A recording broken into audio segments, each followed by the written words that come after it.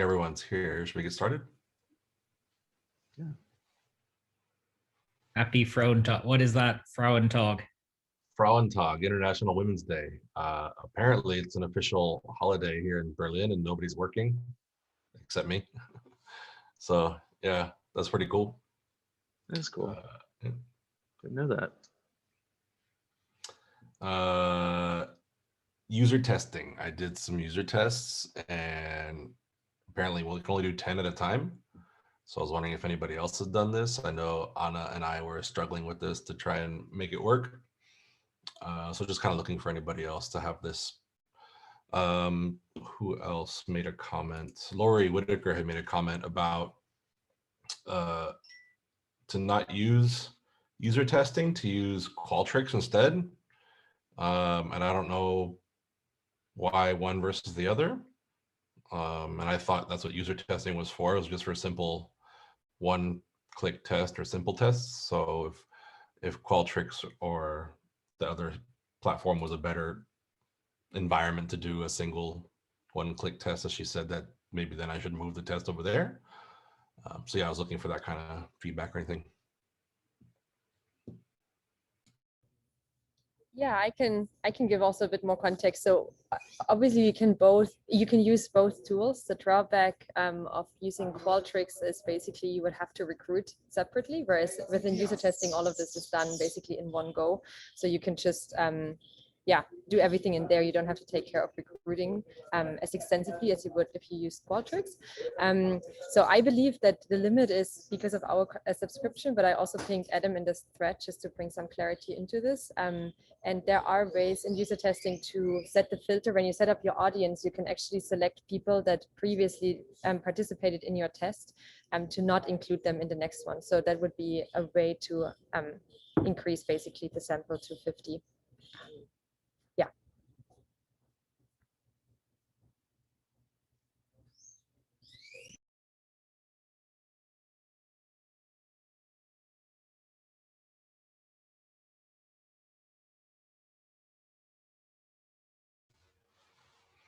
So I'll go ahead and do that then. I don't know if anybody else had any other comments.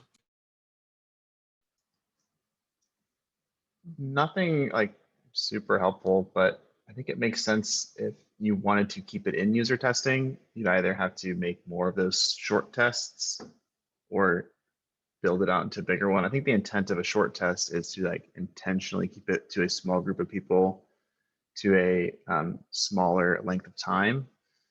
I don't know how that necessarily works on the back end of usertesting.com, but I don't know, maybe it's just there to try and encourage breaking it down smaller. One of the reasons it sounds like you already broke it down small, so. Yeah, one of the reasons I like the user testing was because I got like instant feedback, and I don't know how anything else will take. Like the setup was the hardest part and took the longest time, right? Because I had to go back and think about it and make some changes and then tweak some stuff. But then once I submit the test, like I literally get an instant response. So if I have to do that and wait for response or organize or coordinate or then like send out interviews and whatnot through some of the system, it feels like it could take more time than necessary. Yeah, are you like concerned about creating 5 more duplicate tests to get more results? It was just that concern that perhaps somebody could go back and click the new test and get the same, they'd be the same respondent and just do the same thing 5 times instead of getting 5 different versions of feedback. Like, I don't expect that to be like the norm, but it's just something that I was thinking about.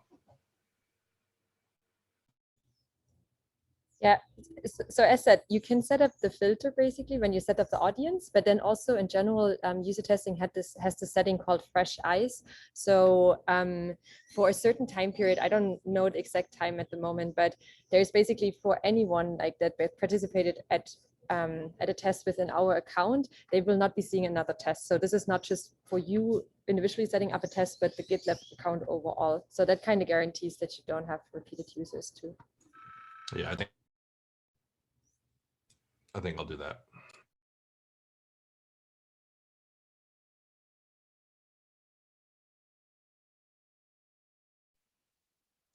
Anything else before I ask my question? Yep. So Daniel, I don't know if this is what you would consider short tests, but I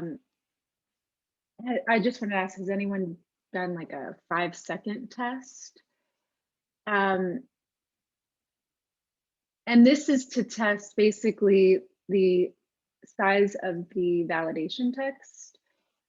So whether it's currently 14 pixels, and what I'm suggesting is to drop it down to 12 pixels.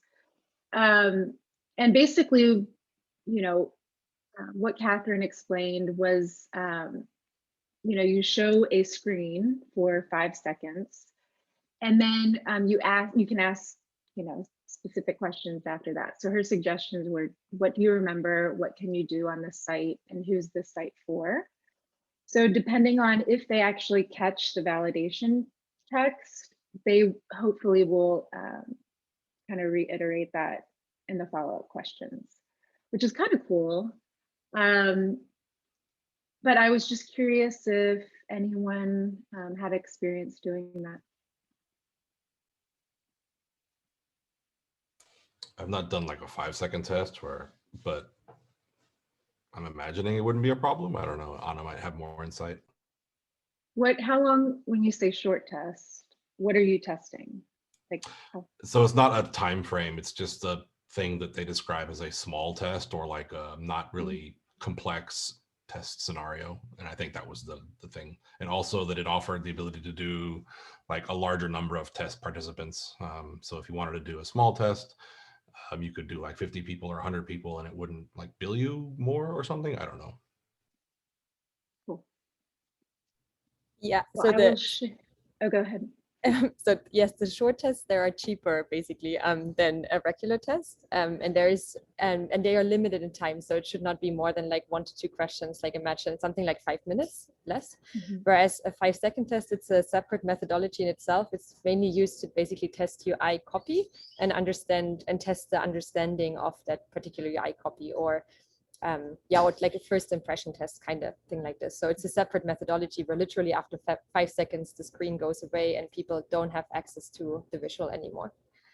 Whereas the short test and user testing, it stays with the participants and it's more the time limit of the test. Okay. I'll probably reach out to you just to review the questions. Yeah, sure. If that helps. That helps. Yeah. All right. Let's see. I had a question, or maybe more of a thought. I was reading through Catherine's suggestions for the 5-second test.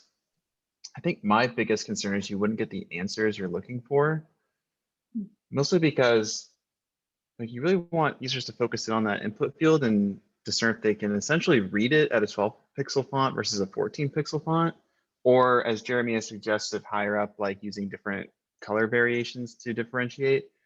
I don't know if you'll get that insight or not, because I think that's ultimately like the hypothesis you're testing is like, if we reduce the help text or the validation text down to 12 pixels, will it still be readable?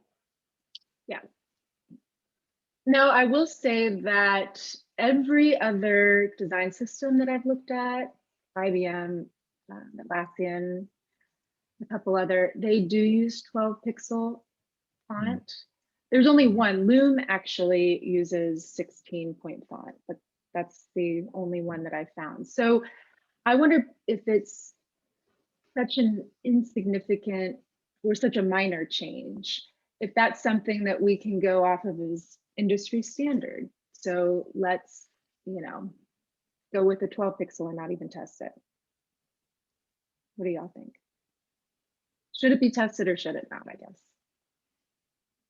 Are you worried about pushback or like someone being concerned about the change? It's just validating that the change will not affect the communication of the error. So what I'm having trouble with is using a validation message within a table. So really, we don't have much height. So that's kind of the reason why we're wanting to reduce it to 12. I think personally, if I were kind of wary of it, I might do just kind of like what you're doing, like a short test and have have like a task, like, you know, have it display. And then I think this is what you're doing after the fact, be like, okay, what was the error that you needed to fix? And then if users could recall that, then you have that data to back up that change. And if someone's like, oh, this seems small, I don't know if users are going to be able to see this, you could say, oh, well, I did a test and, you know, 100% of the participants were able to recall the error message. And yeah, I don't know. What do y'all think? I think there's the potential to test this at the component level, and say we're doing this 12, 14 pixels. There's also the potential for you to not necessarily work off the component within your designs, meaning that you can have like a specific way of approaching it. So that's another consideration. I don't know whether it's the best consideration, but it's just another way of potentially going about it. And then also another thing to keep in mind is if you're testing something at the component level, the test that you're talking about right now is only really giving you a partial answer. It's not really showing you the breadth of use cases and contexts in which it sits. So you're not going to get like a full response to your hypothesis. And the only way to get that full response would be to implement it in the product and do some A/B testing. And that would give you the breadth of answers. So that's one way to go about it and test the component at a system-wide level. And then finally, I've forgotten what the term is, but it's in the handbook somewhere, of reversible decisions. And it's really easy in this case to swap the text from 12 to 14 and 14 back again. It's not like a one-way thing where once you make that decision, you can't swap it back. So that's another consideration as well. That makes total sense. My concern is that that's really kind of a little bit overkill, perhaps, that what we're looking for. To me, that sounds like more of a massive test. I don't know. That's not quite the word, but it's almost like using the 5 second rule. Sounds like Jeremy's on board with that. So it's almost like I want to conduct that and see how that goes. I also want to conduct it because I want to know, kind of the answers that come back and just see how successful it is, just in case I want to do it in the future. So I might try that. And then if that fails, Nick, I might then move towards more A/B testing, like you said. Yeah, I mean, speak with the developers because they can give you the feasibility of how you go about it. And along with that, you could also use feature flags to test this with just GitLab team members first. So you could just test it on .com, gitlab.org to start out with and see how it goes. Okay, cool. This is a random aside, but when I was in my last role, we were testing something similar, but instead of like it being the font size, it was like the color of gray we were using for inputs. And we were trying to do remote testing with users, and our users like couldn't see the input fields. And to me, I'm like, they're right here in front of us. Why can't you see them? And it was because their monitor contrast was turned up so high. Like when I physically went and saw them in Everett, Washington, I could see like, yeah, this screen looks completely white because your configuration of your hardware is messed up. That's something that can sometimes be hard to test for, but it is a reality sometimes that for people that are hard of like seeing or have like a older setup, sometimes those smaller pixels or the lighter colors are just not visible at all, which I don't know how in the world we ever catch that. But just keep that in mind, like when we think about these things.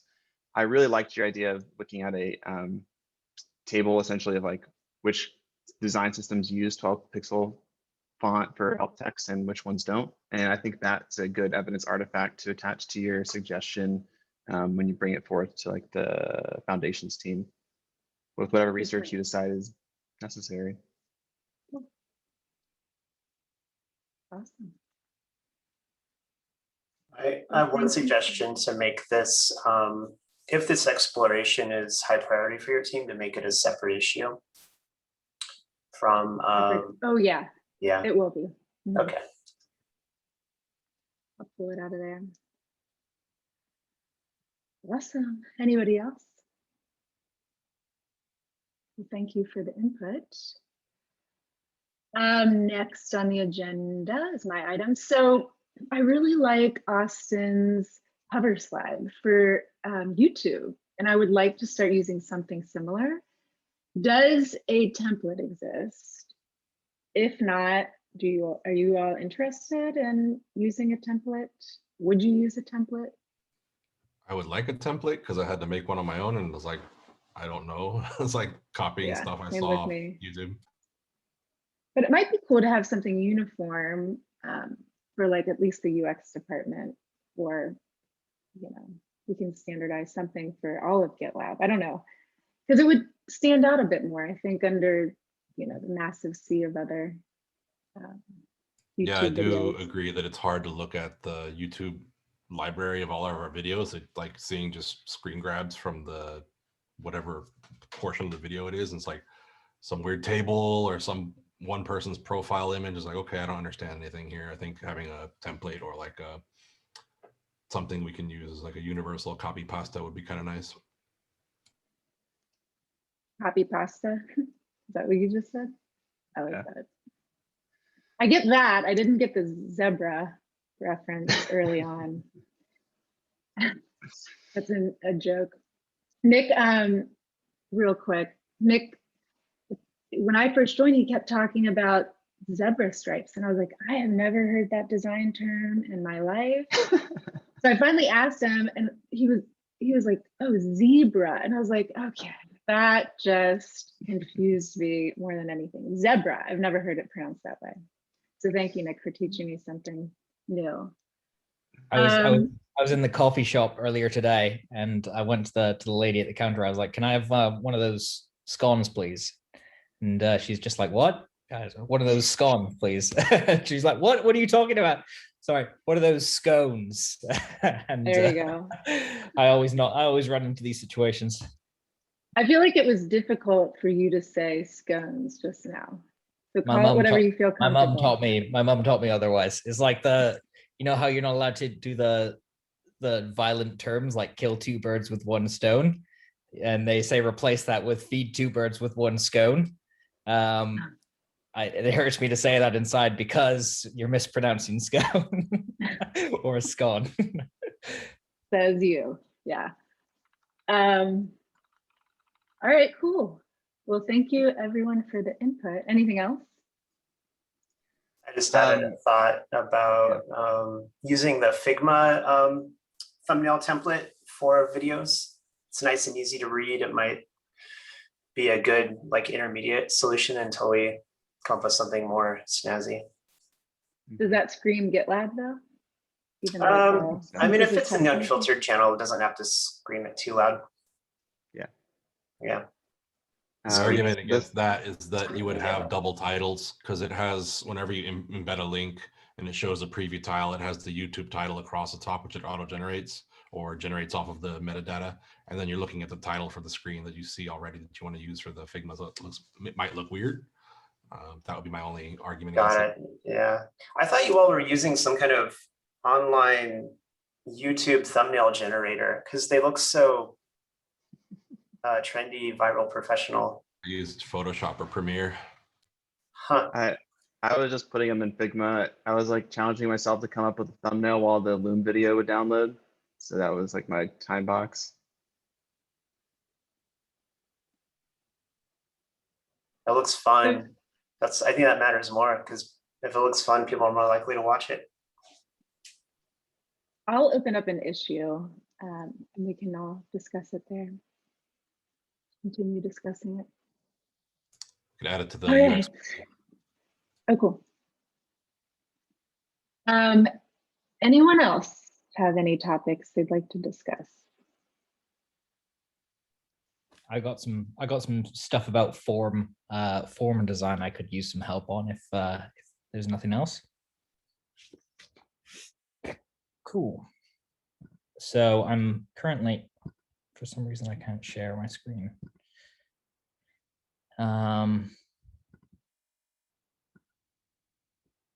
So I'm currently in the middle of designing this value stream stuff. And one of the aspects of value stream that is important is how efficient you are within It's each black for state. me. Is it black for Oh, anybody else? is it black? Yeah, it's black screen, Nick. Why is it so Dun, dun, annoying? dun. I don't know what. Yeah, screw it. For some reason, it's not letting me share my screen, so I'll record something and post asynchronously instead. Were you sharing your whole screen or just the window? The Figma window, so I can maybe try. Oh, weird. Like the Figma app, the standalone app, or browser tab? Standalone app. That's weird. So did you upgrade your operating system? Have you upgraded? I don't think so. Because I know a lot of people are having issues with Zoom specifically, sharing screens and whatnot. Right. Okay. Try copying the share link and put it in the browser tab, see if that works, just as a quick troubleshoot so we can at least give feedback. First off, I'm going to share Google Chrome. Can you see? No, it's black again. You can see your cursor. Okay, never mind then. Yeah, update Zoom client. Yeah. Check for updates. Could you drop a link into the agenda? Yes. And then we can all look at it, and then we'll be able to follow your cursor around at least. Copy link. And I'll post it in the chat and in the agenda.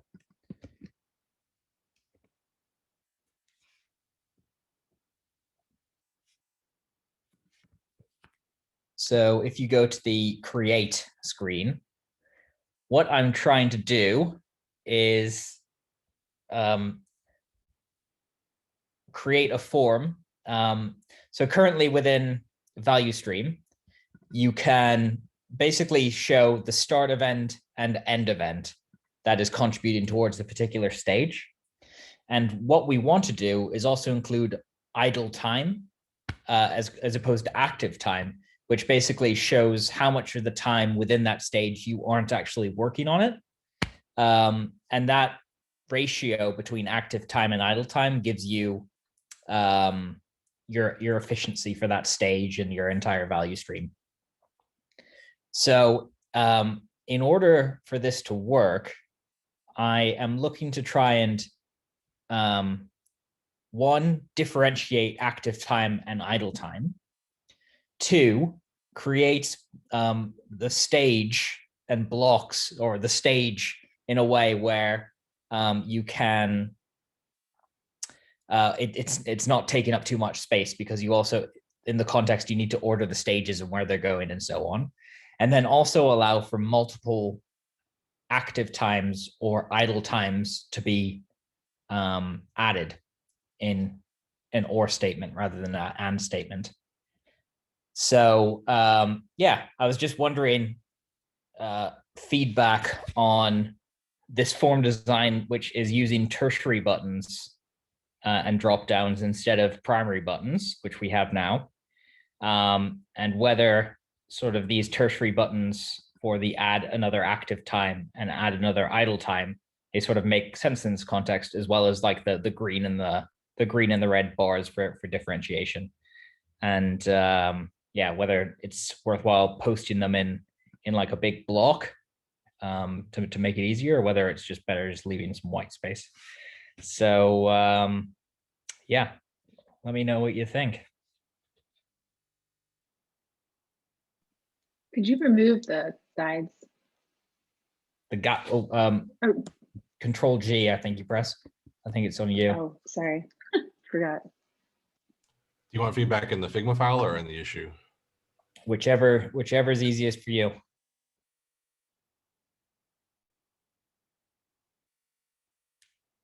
Can you recap what problem this button styling is solving again? Just having it in line like this?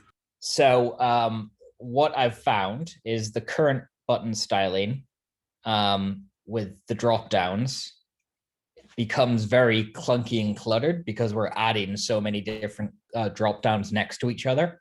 And then when you extrapolate that to say we have 10 stages in total, like there's a lot of drop downs, so what I'm trying to do is simplify the interface and find the right balance between making the form usable and accessible at the stage level, but then also making the ordering of stages usable and accessible at like the broader level of the value stream.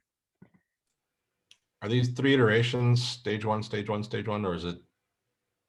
So this shows what it could look like if it was like surrounded by a box, but then it also shows like the multiple active times available, if you see what I mean. So that one's got 2 green bars because it's got 2 different types of active times.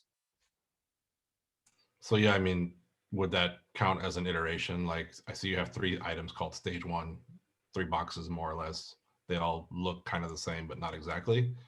Are they different states or different ways to visualize the container with different features within the container? It's sort of a model at the moment. For the most part, they're similar. Just one's got a box around it, and then this one has, once you click on the add another active time button, that would give you this one below with the or active time underneath. So you have 2 green bars and 1 red bar. You see what I mean?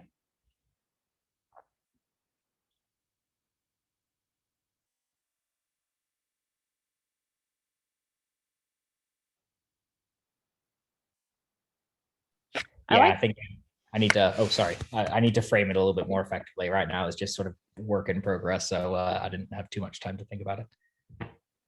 I was just going to say that I like the inline buttons. I think that it's nice to be able to add them from the particular context. So you don't have to like scroll up to the top of the page and click an add button and scroll back down. It's going to be exactly where that information is at that time. Do we have anything like that currently in the product? It's kind of contextual. Maybe, kind of. I found this screen from, I think it's policy management, had this like working prototype that they were building. I don't think it's actually in the product yet. I think this is just in some sort of like staging environment, but they did build like a if this then that tool. So I thought this would be helpful. It looked similar to what you were kind of trying to achieve from like a layout perspective. I don't think this is built anywhere yet. I just have seen Annabelle show it to me before. I thought it was super nifty. So I dropped that link in the docs. That's perfect. Too. Appreciate it. I think we're at time now. So yeah, thank you for the feedback and have a good day. Thanks, everyone. Ciao, ciao.